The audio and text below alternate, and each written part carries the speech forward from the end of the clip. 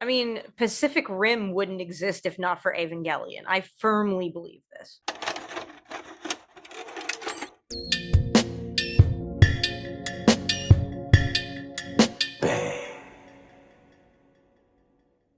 Hey there, Toonami faithful, and welcome back aboard Toonami Absolution, where we talk about the shows that made us us and the shows that made you you. Once again, we are your hosts. My name is Alyx. I'm Sam.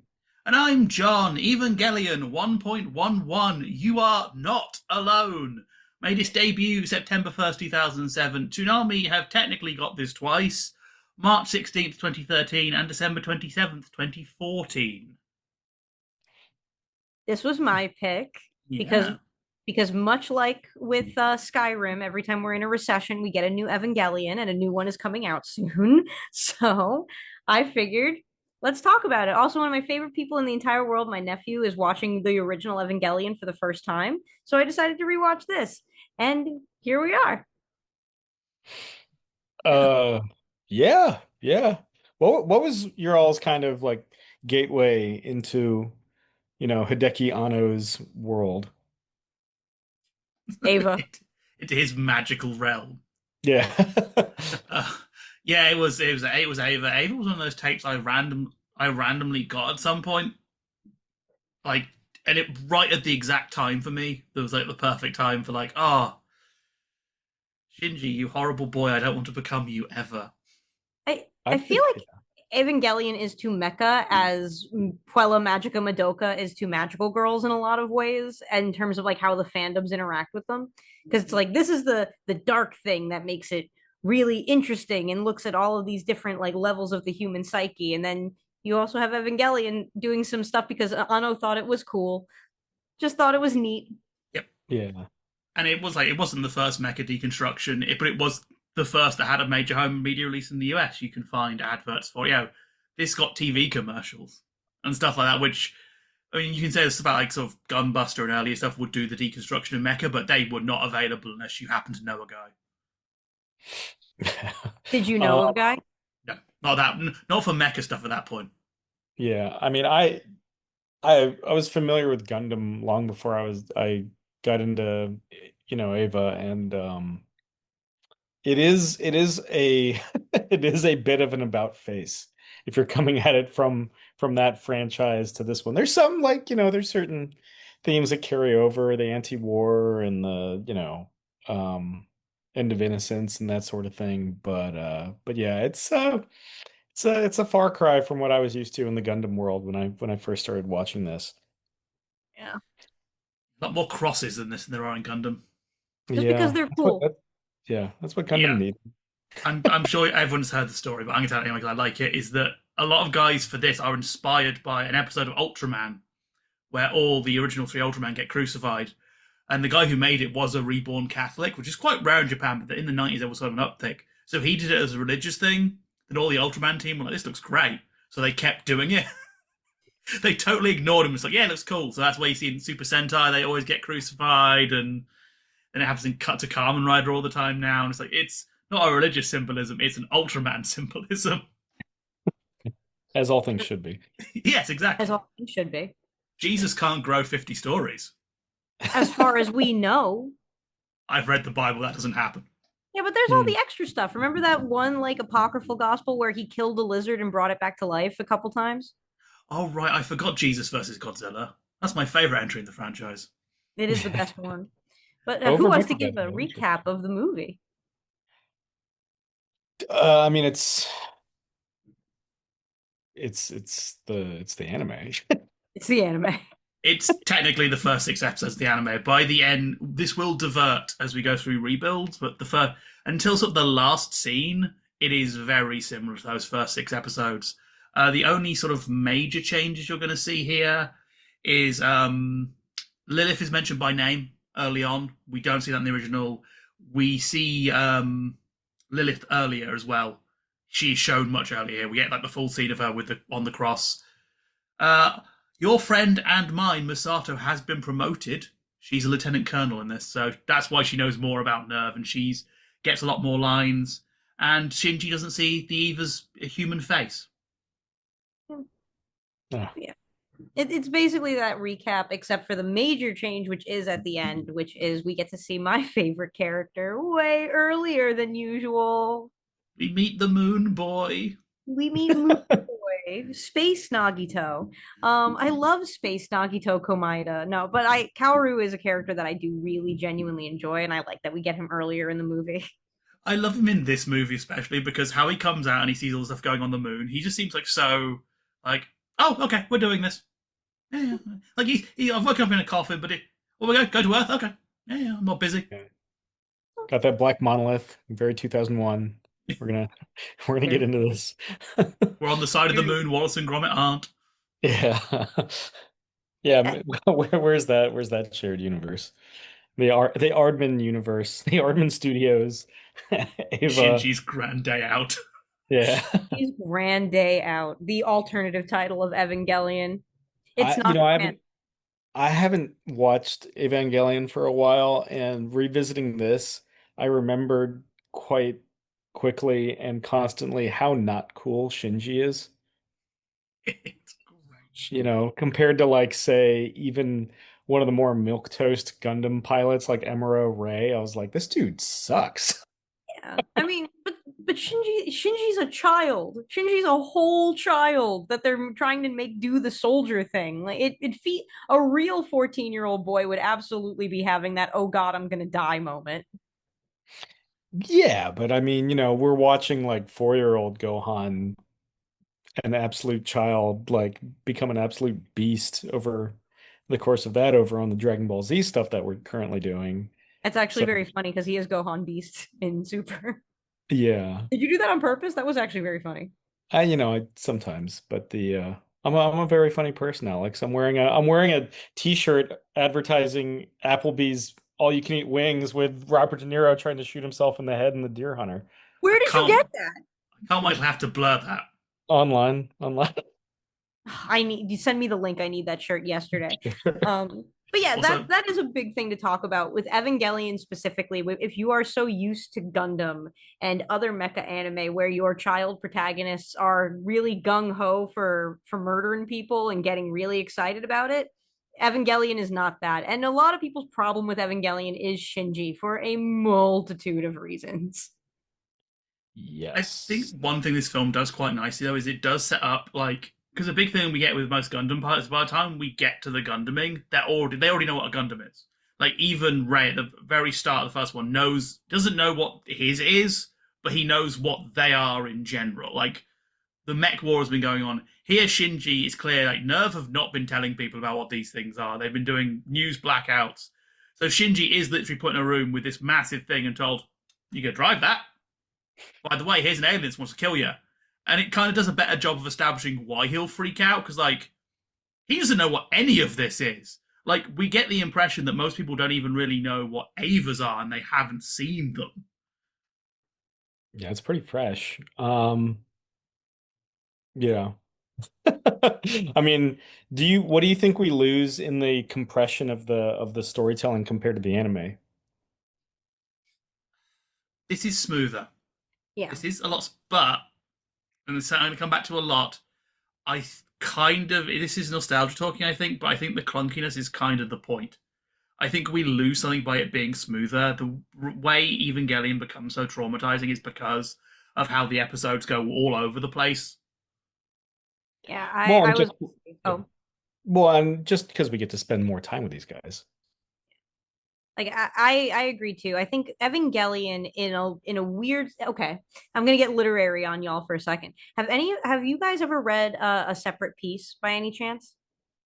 So Uh, if you are familiar with the book, it is very much a coming of age story. There's a lot going on between the two main characters. One is the friendlier, funnier, better best friend, and the character that we're with most of the time tends to be kind of a dick. And he ends up basically we don't know if he fully pushes him or if he like knocked into him. That's the big question of the book. And and his friend's leg breaks and it's a lot, it's really kind of around that, but it is a kind of clunky narrative. It is where we're getting into the head of this preteen boy, and I the clunkiness is the point because this is a messy, dirty kind of story in a lot of ways. like Shinji's in a cool robot, yeah, but he's also dealing with the psychosexual trauma of losing his mom and his dad making a clone of his mom as a Gundam pilot who they in the series it's kind of unclear whether or not Gendo is having sex with Rei, but I think he is. Yeah, I will say they seemingly have toned up in this film the Shinji egg narrative. Shinji is very more eggy in this than, especially very early on when we get the thing of him and Rei and him swapping their last names around. Yeah. I'm like, oh, okay, we're going here early. LCL could be estrogen.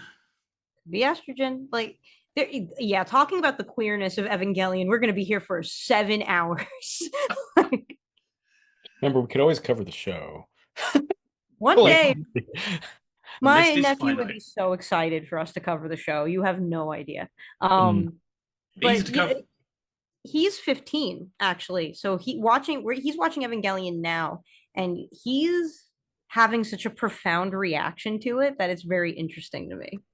mm, I think that's something people kind of forget is that Evangelion, when it came out, for especially for the US, it was the first on these animes to get like a major push, and it was like nothing else on TV. But because it was home media mostly, it was I think it was only rated PG 13.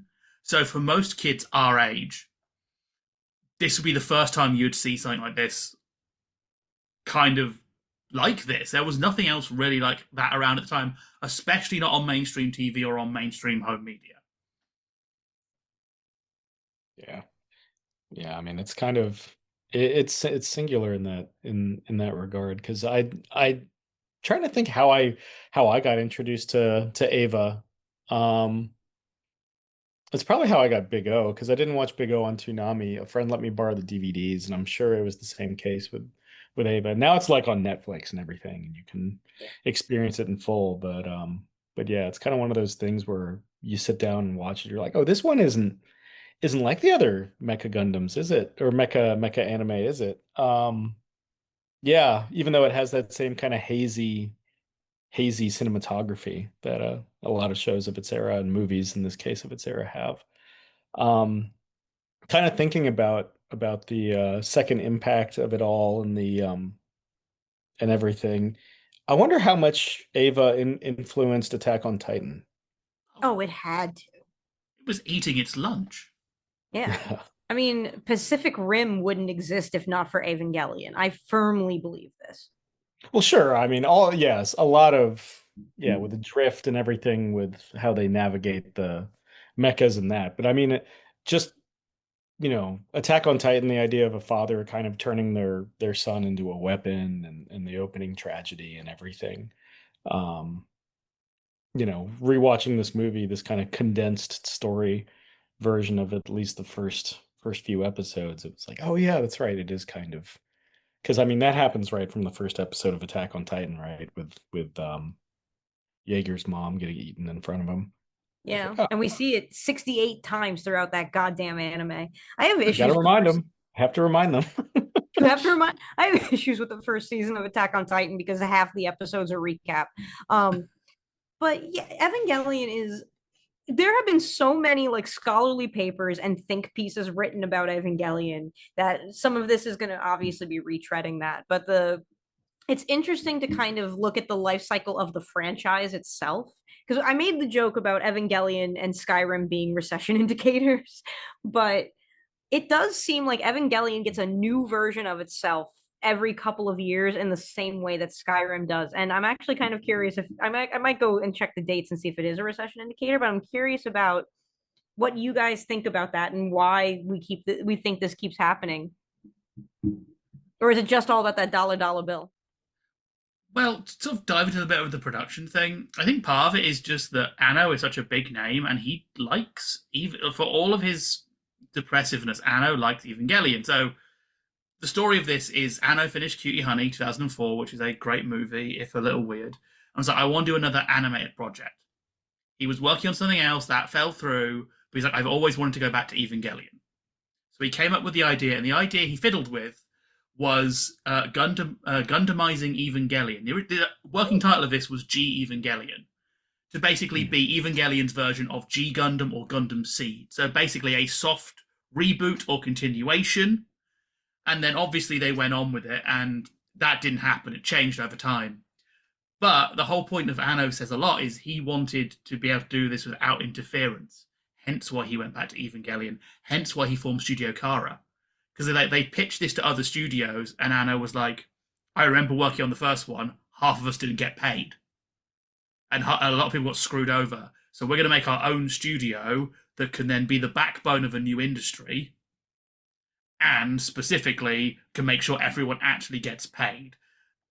As far as I know, everyone did get paid. The production was as chaotic as the original, but yeah, the whole point, Anno want total rights, Anno want to experiment. And that's why we have a lot of this. So I think it's just he really likes it. So you get like, that's why you get like the modern dance, Evangelion Beyond the Stage, which is brilliant, is because Anno just likes these characters, I think, and going back to them.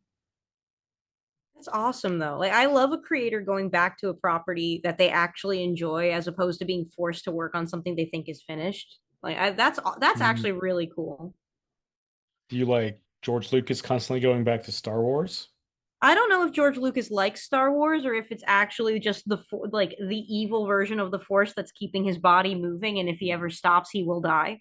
Um, so my theory is that he's a lich, and he needs to feed the lich container new Star Wars movies.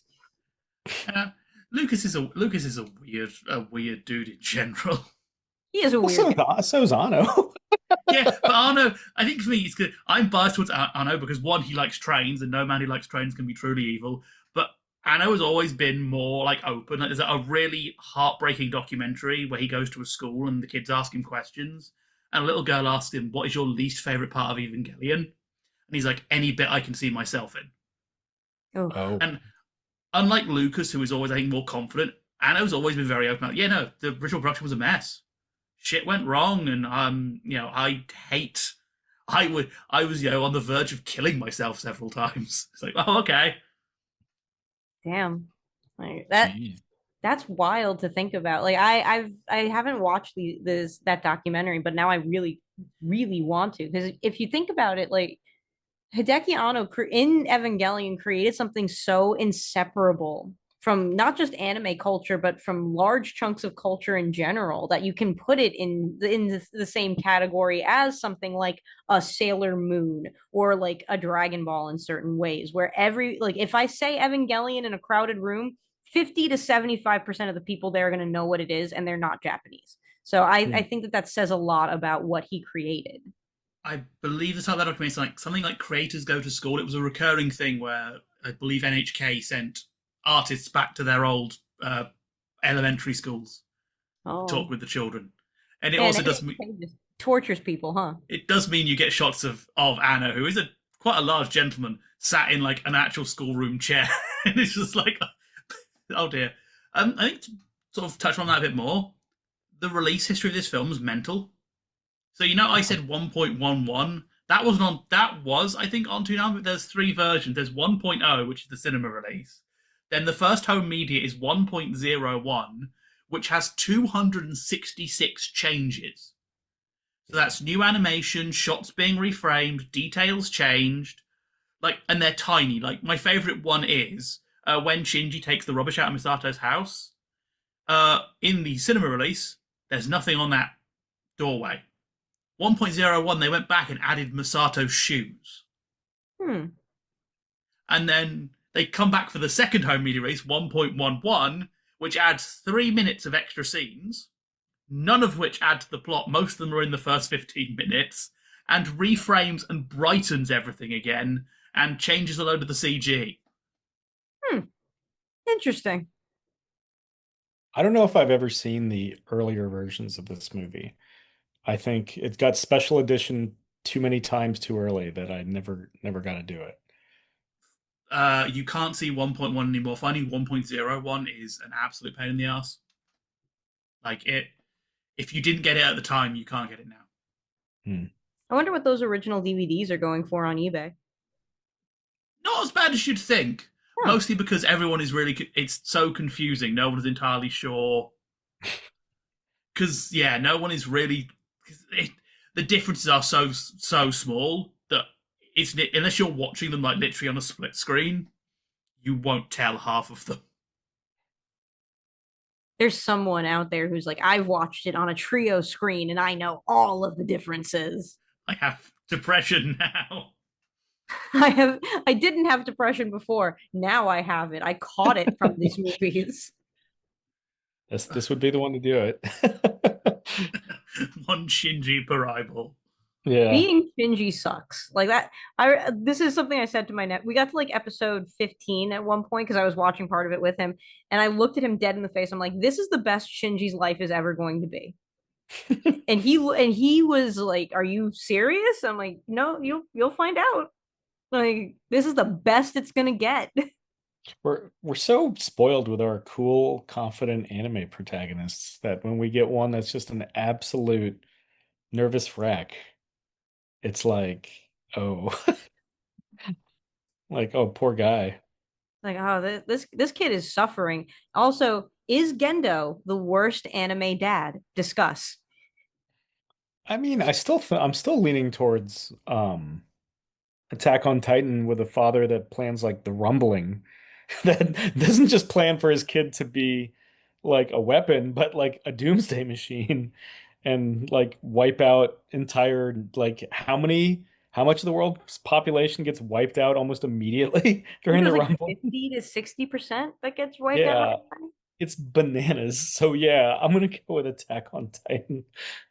I think for me, Gendo takes it a little bit because he's a dickhead in this film. Like, there's a bit where he goes down in the lift to the hospital, the doors open, and he immediately closes them again.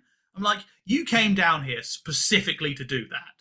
Like, make your kid do weapon is one thing, but you're just being petty now. Like, you're spending your day going up and down these lifts, waiting for Shinji to get near them so you can be, ha There is something very compellingly horrible about Gendo. Like it feels so personal what he does to Shinji. It's not even I think that the main reason why I think he's in my top 5 worst anime dads, I haven't really like sorted it out yet. Gon's father is on there, Yusuke in the future. But Gendo acts in a way that says that Shinji's very existence is offensive to him in some way. It's kind of like it's very Tyrion Lannister with uh I don't know, I haven't watched Game of Thrones, but you know what I mean. Tywin. Tywin Lannister with Tyrion. That's right. That's what I was looking for. It's Yeah. very like, ugh, your existence has made my life worse. Yeah. So now I'm going to do everything I can to make yours not as great, to make you miserable. Why couldn't you Yeah. be like my androgynous daughter I made from nothing? My androgynous daughter, who's also your mom. Yeah. The Rei aspect of it, I mean, is certainly, I would say almost more so than Gendo's treatment of Shinji. The Rei aspect of it all certainly heightens the despicability of Gendo, but you know. There's also, I mean, if we're talking bad anime dads, there's also the Full Metal Alchemist example. Oh, Hohenheim. Yeah. Yeah, I mean, but they end up in Nazi Germany. Everything went well. Where everything Well, I went mean, well. wait, what's the not Hohenheim, the dog father? Oh, oh, oh, oh, oh, oh. Edward? What is the name of that? Oh, I can't remember his It name. doesn't matter. I'm It just doesn't saying matter. there's plenty to choose from. There are a lot of That's bad yeah. anime dads are a thing. Yeah, if your mom is bad to you, you sort of become successful. If your dad is bad, you become a writer. That's how it works. It seems to be because like I'm struggling right now to think of anime with consistently good dads, and I'm thinking like My Hero Academia. Well, there's Endeavor, and then there's Deku's dad who's never there. To be fair, that's a fun holdover from the old days where women couldn't do anything evil lest it motivate other women to be naughty. So only the dad can do bad things. I mean, that's what magical girl anime is all about. Older women convincing younger women to be evil. Yeah, and that's Sailor Moon who vanishes at some point, and we just never mention him again. Never. But yeah, back to Evangelion. What a cheery subject to talk about. Yeah, yeah. I mean, I don't think this is as like mired in misery and melancholy as Evangelion gets. We'll get there. if we Okay. continue this little narrative. But this is probably like you were saying about Shinji. This is probably as cheery as it gets. This is the best his life ever is gonna get. It's all downhill from here. That microwave dinner with Misato is like the peak. Yeah, Misato well, is such an interesting character to me. I do want to talk about it because in a way, like Misato is trying to be the adult in Shinji's life who is helping, but she's so bad at everything that's not her job that she can't interact with him in a way that is a guardian to the Guardie. They are essentially on the same maturity level, which makes that incredibly difficult. And I think I like that. I think that the interesting thing about Shinji is how thoroughly he has been failed by every adult who should have done something for Shinji. One thing I like about this film is what it gives with Misato and Ritsuko. Because you see Misato basically asking for help and getting told, "Well, your fault. You said he could live with you." And it's like, oh, okay, no one in this organization gives a shit. Okay. Like, he's being failed, like, second hand as well, not just primarily. he gets passed off. So, with Misato, the funniest thing about this film is it does make Pen Pen even more inexplicable for some reason. I love Pen Pen. I love Pen Pen, but in this film, you see him once, and then he's gone, and it's like, oh, wait, what? Why is this penguin here?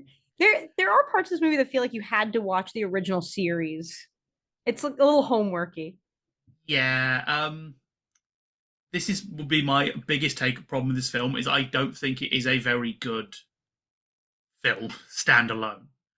Like all the three Evangelion films together form a really nice triptych. Well, four technically, but I would say that you can't watch one of them. Like I would not give this to someone to go into blind because it does a good job of setting things up, but it's clearly continually nodding. Like one of the big early points is, oh, we've tested a pilot in Germany, and then the whole pact, they say pact with Lilith, and that's dropped as a reveal. Which, if you're coming into this fresh, what and who? Hoomst. Though they do retain the worst part of the original Evangelion in this film, Mm. the Hedgehog's dilemma. The Hedgehog's dilemma. Not how hedgehogs work. The quills are not razor blades. They are hollow. Hedgehogs can press against each other. This has bugged me for years because I live in a place where wild hedgehogs are. And there wouldn't be Evangelion if someone had taken Anno to a hedgehog cafe and been like, look, hedgehog, touch hedgehog. Yeah, but Porcupine's dilemma doesn't sound as good. That is true. But always amuses me. Like this whole thing, this whole conspiracy, Gendo's whole thing is based on him fundamentally misunderstanding what a hedgehog is. Which could be on brand.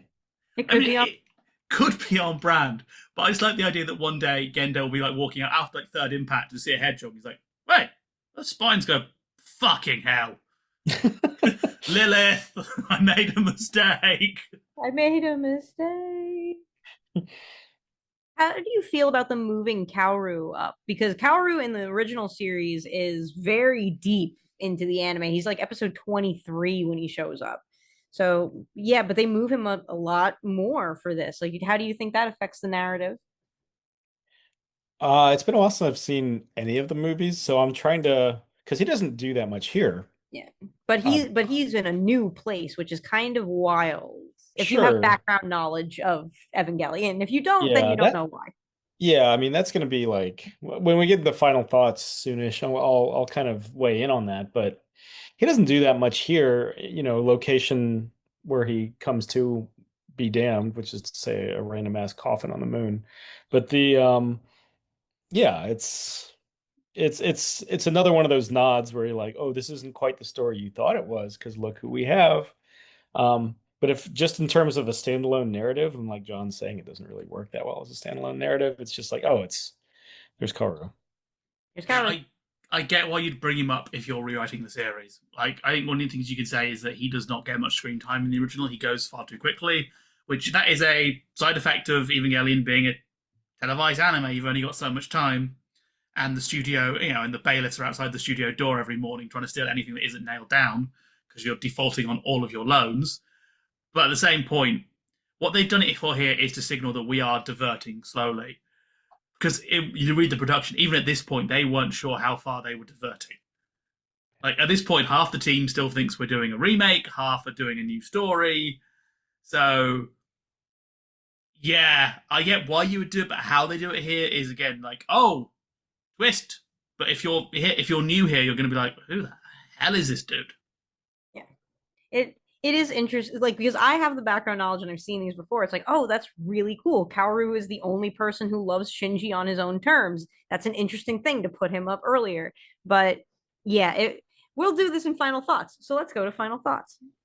For me, it's like watching stuff like this feels like a weird remix of a story I already know, where it's like the familiar beats are there, but they're kind of staged in a different way where I'm kind of like, oh, but that's not how that happened. Or like, wait a minute, what's going on here? Part of it is understandable. It's like, okay, you're streamlining a longer story into an hour and like 40 minutes or whatever. But yeah, it's always weird watching these kind of things, and especially with Avo, where it's just kind of like, but this isn't the story I know. Yeah, I love this film. I love the rebuilds. I think they are a great chapter in the sort of Evangelion story. They are part of a whole. And part of it is my personal bias to Anno. I will always admire the fact that this guy got to do this. I think that's really cool to see a creator be able to, in a world where creators get screwed over every 30 minutes, it's cool to be able to see a guy like, I kept the rights to my baby, and I'm going to do whatever the hell I want with my baby. It's like, okay, I respect that on level, but on its own, as a standalone piece of film, this is half a story. I wouldn't say it concludes any of its major plot beats. It's not really watchable on its own. So yeah, as someone who loves Evangelion and has seen it many times, going into this as an extra piece, cool. I would not say you start this. I would not want to put someone next to me and be like, here's the coolest show in the world, because I don't think this does a good job unless you already know. Because so much of this film hinges on the dramatic irony of we all know what's coming to Shinji. We know his life is about to somehow get worse. Yeah, like the reality is that this movie and the movies in this rebuild are they are great when you know what's going on, or when you sit down and watch all of them in a marathon, like for all of my extended edition Lord of the Rings fans out there. But this does require a certain amount of homework to understand why it hits in a certain way. And on the one hand, I actually kind of enjoy that. I think that there's something to be said about a new translation of a familiar novel, because obviously novels gets translated in different ways all the time. On the other hand, John and Sam are right. This cannot be your first Evangelion interaction without the rest of the movies to follow, because you will never pick it up again. It's still good. It's still great. It's got so much going for it and it's really fun, but if you don't have the background knowledge, it's not going to hit the same way. But I do recommend you watch it after you either watch all of Evangelion or get all of these movies in a row. So spend a couple hours doing that. But that does mean that we have pulled into our final destination. That is right. It is time for us to disembark from Toonami Absolution. We want to thank you once again in joining us and talking about the shows that made us us and the shows that made you you. We have been your hosts. My name is Alyx. I'm Sam. And I'm John. And we'll see you next time. Bang.